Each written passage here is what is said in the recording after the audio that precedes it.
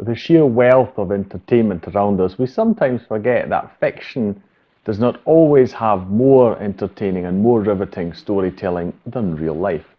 I am, for the first time on my channel, talking about a documentary series which is called The Last Dance. Join me after the intro to hear my thoughts on it.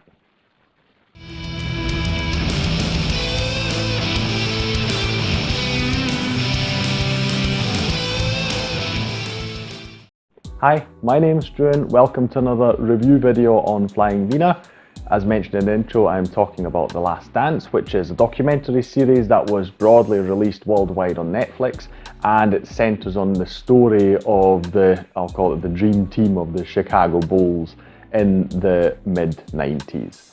I realise the Dream Team is also the name of the US Olympic basketball team. I am not referring to them specifically, but I still feel that this Chicago Bulls team, which this documentary focuses on, is the Dream Team.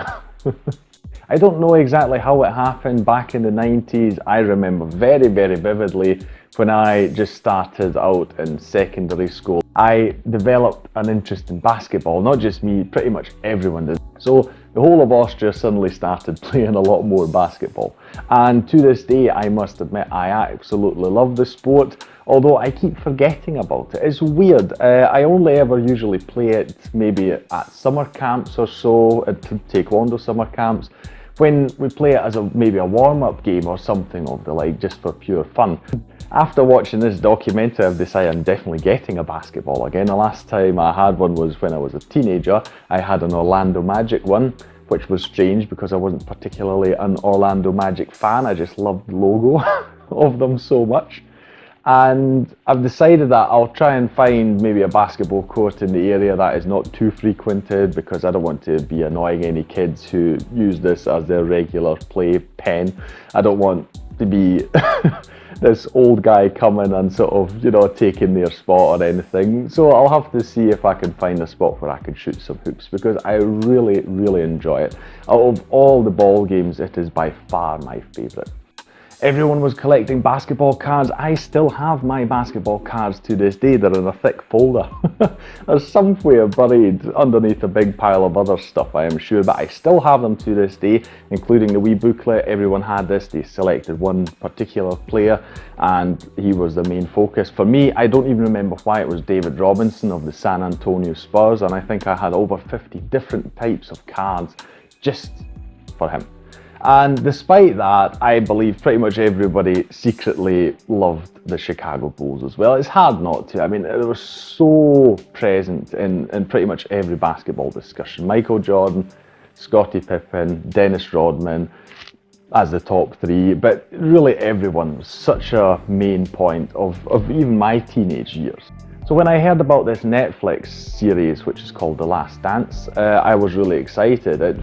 Just to give you a brief summary of what it does, in 10 episodes they document the main years of, Michael Jordan is the focus, but they do also talk about everyone else who was in the team, and people from other teams are also involved in this documentary. But it's basically about the rise of the Chicago Bulls in the 90s and their really dominating championship series. As you may or may not know, they won it 6 times in the 90s. Actually, they had 2 triples, so they won it 3 times in a row twice, which was really quite phenomenal. And this documentary sort of explores that, how it came to be, and particularly Michael Jordan's rise to stardom and fame in the game. This series, it must have been a really big amount of work. These guys that made it, they must have gone through so much video footage. What they do is they interview players nowadays and they mix it with clips of basketball games that happened then in the 90s, and then they mix it up because there was actually a film crew that followed the Chicago Bulls pretty much everywhere during that period of time. So they were in the locker rooms, the dressing rooms, they were just at the side of the basketball court during the games, travelled with them everywhere in the bus, etc, etc. So you have really, really good footage here, and it's great because it really paints a full picture of this team and what they went through throughout the 90s. So it's not all just glory as you may imagine, particularly when you're talking about sports and athletes are involved. So there's a lot of ups and downs in this story as well. It's really, really fascinating.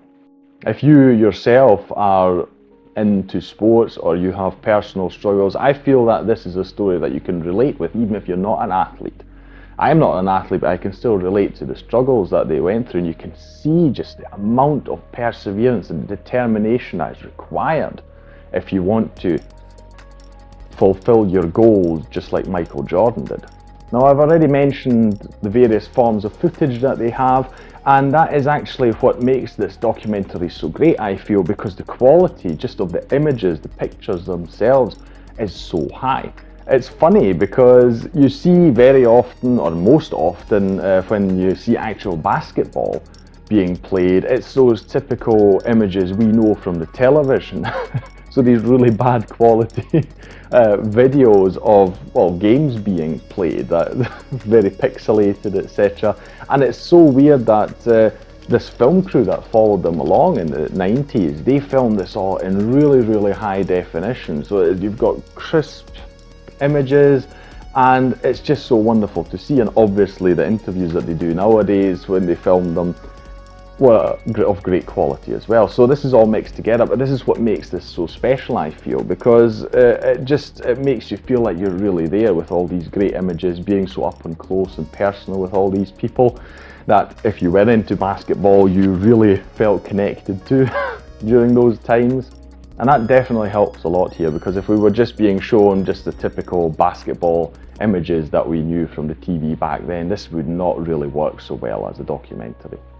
I also like that this isn't just a fairy tale story, I call it. Not that I think that people should go through hardships, but I think it's great that you see that they did, because it shows that it's all not just all fun and games and just anyone can do it and it's easy to do. It shows you just how much you can achieve in your life if you're willing to work for it.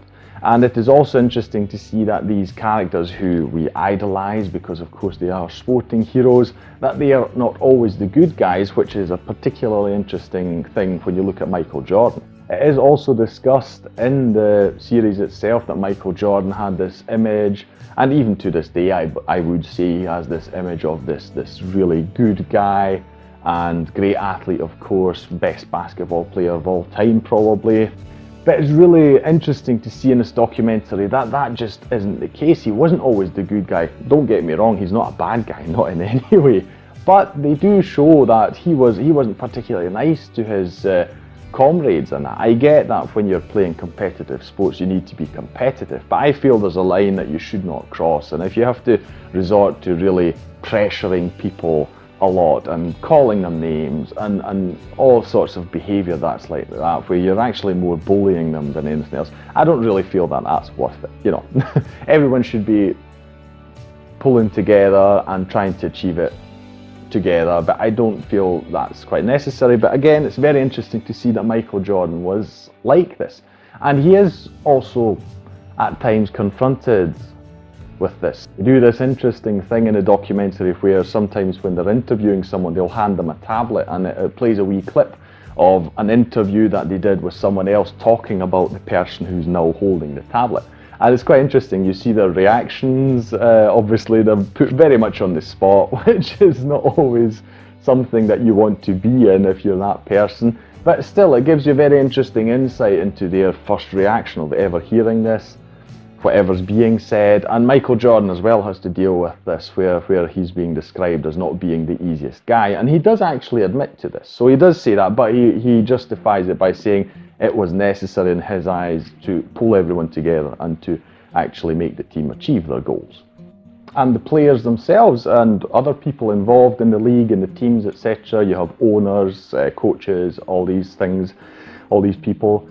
And I feel that they're all actually very sympathetic people. I don't feel like they're putting on a facade or a mask or anything just to seem nice, to appeal to the audience. I don't feel so, because you can see when they're talking about it, you can see the passion that they have for the sport and the teams and the league, etc. So I feel it's a very interesting insight. You really get this depth when it comes to the sporting world. And this is just a really fascinating thing to see.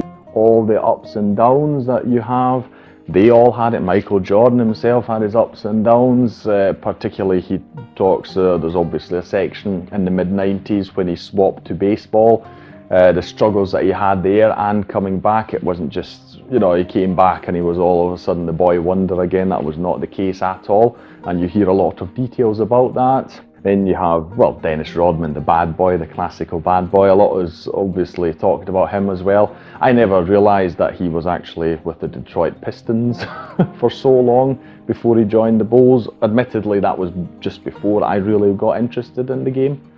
But still, that's quite interesting because the Bulls in the start of the 90s, they had a big rivalry with the Detroit Pistons. So it's actually interesting to have Rodman on both sides of that. But I do think that even if you are not a basketball fan, I believe that this is very interesting for anyone to watch. Very deep insight into the sporting world when it comes to athletes, and I think that is something that everyone should at least have a look at. If you're a parent, you may have children, you may be interested in having them go into sports and really take it to an athletic level. Olympics or world leagues, whatever, I feel that this sort of prepares you for what they can expect in that life, in their careers, because one of the things they touch upon is, of course, Michael Jordan being the biggest player in the world, can't even go outside to go shopping because he's hounded by paparazzis everywhere. Everyone is just trying to get some comment, etc.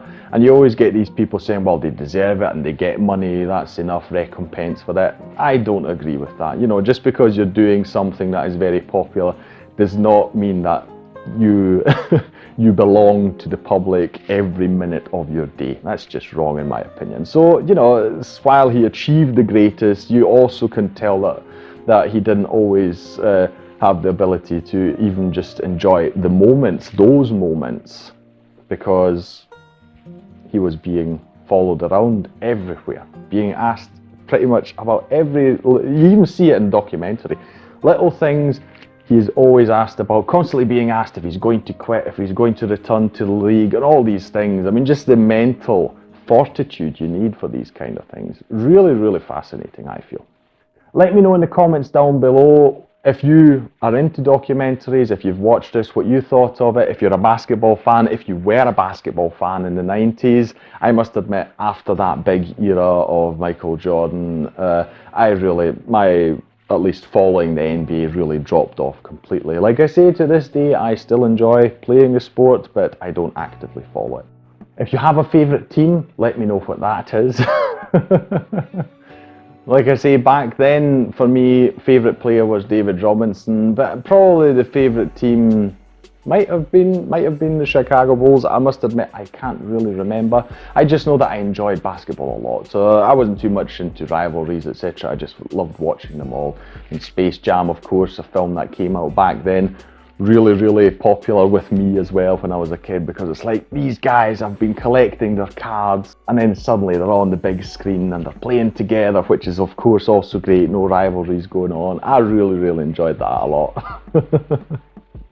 So, let me know in the comments down below any of your thoughts on all of this.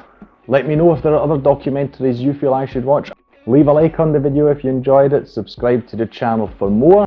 I'll thank you for watching this review video on Flying Wiener, and I'll see you in the next one. Take care. Bye.